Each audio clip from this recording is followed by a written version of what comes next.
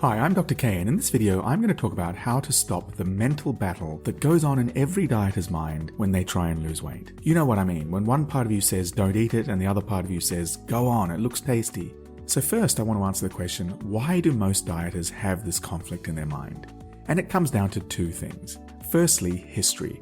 Throughout most of human history, food was scarce. If your ancestors had access to food, they ate it because it would help them survive during lean times. But in the modern day, we're surrounded by so much food, much of it processed, and the behaviors that gave our ancestors a survival advantage have turned into a big problem now. Secondly, habits and dieting. Your eating, my eating, everyone's eating are a product of eating habits.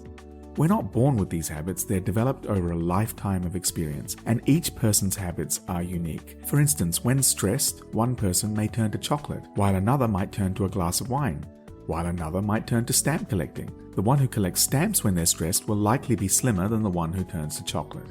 These habits are deeply ingrained and hard to budge. So what happens when you go on a diet? Well, forget about these habits. As soon as the diet starts, you're expected to abruptly stop them. Yes, you might have been emotionally eating for the last 20 years, but when the diet starts on Monday morning, you're not allowed to do that anymore. You only need to look at it this way to realize that dieting is a rather drastic measure, rather unrealistic, and maybe even being a little bit cruel on yourself, because you're turning your back on years and years of habits overnight and assuming or hoping that these old habits will just vanish. But unfortunately, it just doesn't work that way. You can go on a diet, but all those old habits are still there and they're constantly trying to reappear. So you have the diet on one side, a drastic new way of eating, and you have your old habits on the other side. It's the classic angel versus devil confrontation, and you're stuck in the middle. The angel is saying, eat the food the diet company delivered to us this morning, and the devil is saying, but we usually prefer eating real food. Well, you only need to look a little bit deeper into that conversation to see that the new diet is no angel and the old way of eating is not necessarily the devil. The new diet is often unreasonable, unrealistic, and unnatural.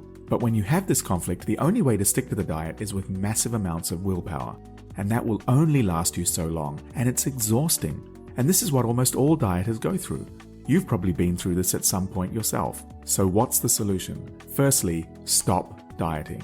Stop doing these drastic, unnatural dieting regimes. You're not going to be able to stick with them for life.